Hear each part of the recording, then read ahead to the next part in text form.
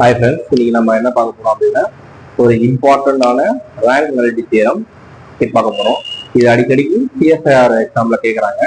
அது பிஜிடி அதுக்கு ரொம்ப யூஸ்ஃபுல்லா இருக்கும். ஸோ இது என்ன கொஸ்டின் அப்படின்னா, let T is the linear transformation from R5 to R3 அப்படின்னு கொடுத்துருக்காங்க.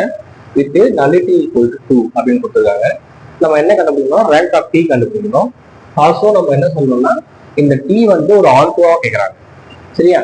இதுக்கு நம்ம வந்து ஒரு தியரம் இருக்கு இல்லையா, அந்த தியரம் நம்ம யூஸ் பண்ணலாம். Let T linear transformation from B to W B linear transformation அப்படி நம்ம எடுத்துக்கிறோம். இ வந்து ஒரு ஃபைனட் டைமென்ஷனல் வெக்டார் ஸ்பேஸ் அப்படின்னு இருக்கணும்.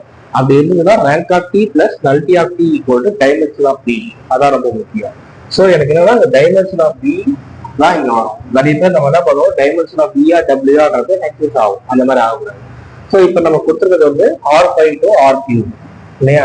இப்போ நம்ம டைரக்டா அந்த டைமென்ஷன் ஆஃப் பி பார்த்தது நம்ம அதை எழுதலாம்.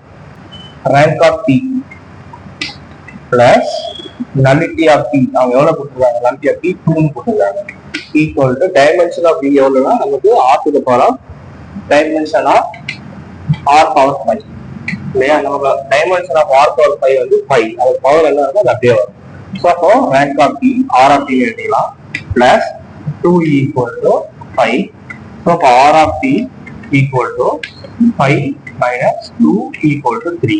அப்ப எனக்கு ரேங்க் ஆஃப் பி என்ன வந்தது அப்படின்னா 3 வந்திருக்கு. சரியா? இதோட பிராக்டிகல் மீனிங் என்ன அப்படின்னா, ஒரு லீனியர் டிரான்ஸ்ஃபர்மேஷன் ஒரு வெக்டார் ஸ்பேஸ் வந்து ஒரு வெக்டார் ஸ்பேஸுக்கு போகுது. இது வந்து நம்ம R5 எடுத்துக்கிறோம், இது வந்து நம்ம R3 எடுத்துக்கிறோம்.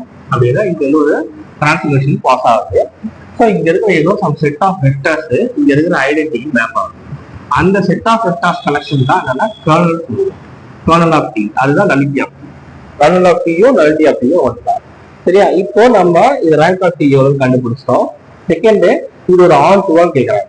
ஓகேவா? ஆன் டூனா நமக்கு என்னன்னா, நம்மளுடைய ரேங்க் வந்து பாத்தீங்கன்னா கோடோட டைமென்ஷனுக்கு ஈக்குவலா இருந்ததுன்னா அதுதான் நம்ம வந்து ஆன் டூன்னு சொல்லுவோம். ஸோ இங்க ரேங்க் ஆஃப் டி வந்து 3 இல்லையா? ஆர் ஆஃப் டி வந்து இது is 3. It is equal to dimension of codomain space இல்லையா? Dimension of codomain. கோடோமைன் வந்து எனக்கு கோடோமைன் வந்து R power 3, அதோட டைமென்ஷன் வந்து 3. ஸோ அப்போ இது வந்து it is onto, T is on 2. So நம்ம இங்க ரொம்ப முக்கியமாக நோட் பண்ண வேண்டியது என்னன்னா, எல்லாருமே காமனா பண்ற மிஸ்டேக் என்னன்னா, இந்த இடத்துல 5 போறதுக்கு பதிலாக 3 போட்டுருவாங்க. பிகாஸ் 5 3 டவுட் வந்துடும். எப்பயுமே நம்ம டொமைனோட அந்த என்ன டைமென்ஷனோ அதுதான் இங்க எழுதணும். அதுல இருந்து நம்ம சப்மிட் பண்ணிட்டா நமக்கு கிடைக்கிறது ரேங்க் கிடைக்கும். ஓகேவா?